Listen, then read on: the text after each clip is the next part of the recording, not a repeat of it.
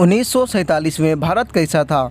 यदि हम साक्षरता की बात करें तो आज़ादी के समय पूरे अखंड भारत में केवल 12% लोग ही पढ़ और लिख सकते थे। पूरे देश में कुल 5000 हाई स्कूल, 600 कॉलेज और 25 यूनिवर्सिटी थी। तो आइए थोड़ा अच्छे से मुद्दे के मुताबिक इन बातों को समझते हैं। 1947 में भारतीय रेलवे 16 अप्रैल 1853 के दिन भारत में पहली बार मुंबई के बोरीबंदर से थाने के बीच 30 डिब्बों वाली ट्रेन चली।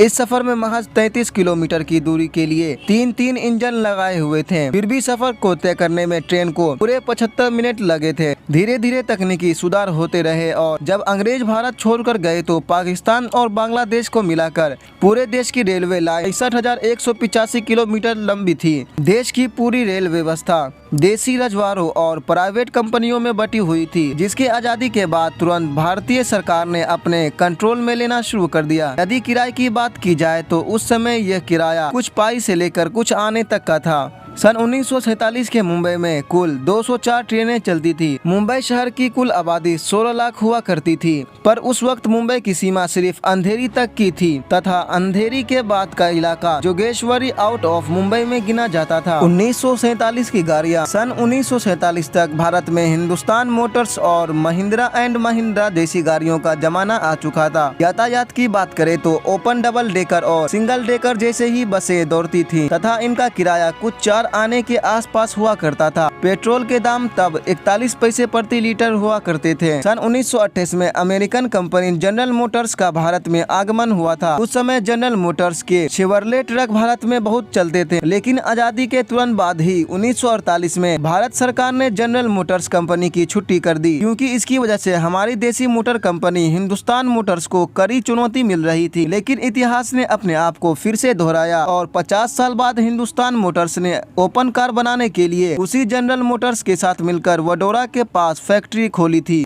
1947 का भारतीय विमान।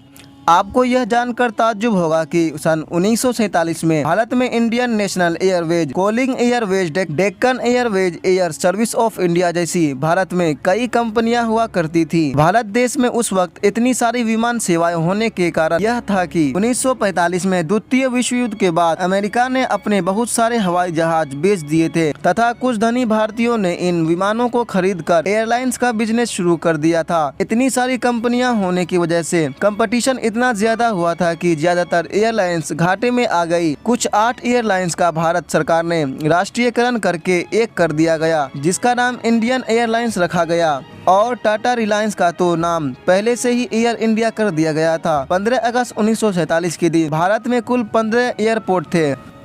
1947 में भारतीय मुद्रा।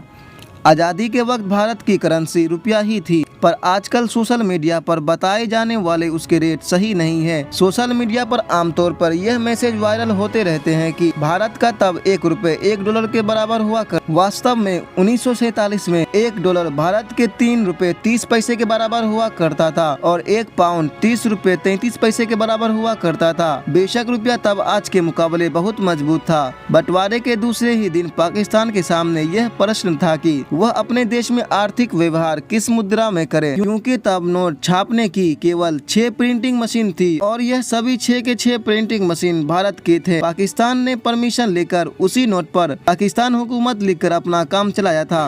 1947 में चीजों के दाम। उस समय अच्छी क्वालिटी के 1 किलो चावल 26 पैसे में मिला करते थे। शक्कर तब 57 पैसे किलो, केरोसिन 23 पैसे लीटर और 55 किलो सीमेंट सिर्फ 3 रुपए में मिला करती थी। तब 1 तोला गोल्ड की कीमत केवल 103 रुपये हुआ करती थी। वैसे गोल्ड की कीमत भी सबसे पहले 39 रुपये हुआ करती थी, लेकिन विश्व युद्ध के बाद उसे अचानक बढ़ा दिया गया, इसलिए यह कीमत उस वक्त के लोगों को बहुत अधिक लग रही थी। इतनी कम इनकम होने के कारण ज्यादातर लोग महंगाई होने के बावजूद अच्छे से रहन सहन नहीं कर सकते थे।